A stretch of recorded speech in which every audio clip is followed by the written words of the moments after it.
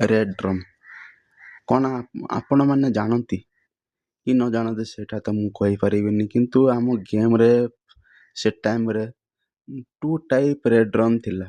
First ଯେଉଁଟାକି ଆମେ use କରିପାରୁ, ସେଥିରେ ଆମେ ୟୁଜ୍ କରିକି ଆମେ ଜିପ୍ ଲାଇନ୍ ଦ୍ୱାରା ଲଟକିକି ଯାଇପାରୁ। ସେକେଣ୍ଡ ଯେଉଁଟାକି ଗୋଟେ ଗୁଳି ଯଦି ଭୁଲରେ ଫାୟାର୍ ହେଇଯାଏ, ସେଥିରେ ବାଜିଯାଏ, ସେଇଟା ଫାଟିଯାଏ, ଯେଉଁଟାକି ଆମେ ନିଜେ ମଧ୍ୟ ଏଲିମିନେଟ୍ ହେଇଯାଉ ଆଉ ଆମ ସାଙ୍ଗମାନେ ବି ଏଲିମିନେଟ୍ ହେଇଯାଆନ୍ତି। ଯଦି ଆମେ ଚାହୁଁ ଆମ ସାଙ୍ଗମାନଙ୍କ ସାଙ୍ଗରେ ପ୍ରାଙ୍କ୍ କରିବାକୁ, ତ ଆମେ କ'ଣ କରୁ ନା ସେଇ ରେଡ୍ ଡ୍ରମ୍ ପାଖରେ ଆମର କିଛି ଲୁଟ୍ ପକେଇ ଦେଉ ଆଉ ଆମ ସାଙ୍ଗମାନଙ୍କୁ ଡାକିକି ସେଠି ଫାୟାର୍ କରିକି ତାଙ୍କୁ ନକ୍ଡାଉନ୍ କରିଦେଉ। ଆଉ ସେ ଆମକୁ ପଚାରେ, ଭାଇ କ'ଣ ଗେମ୍କୁ ହାକର ଆସିଛି କି, ନହେଲେ ମୁଁ ମରିଗଲି କେମିତି?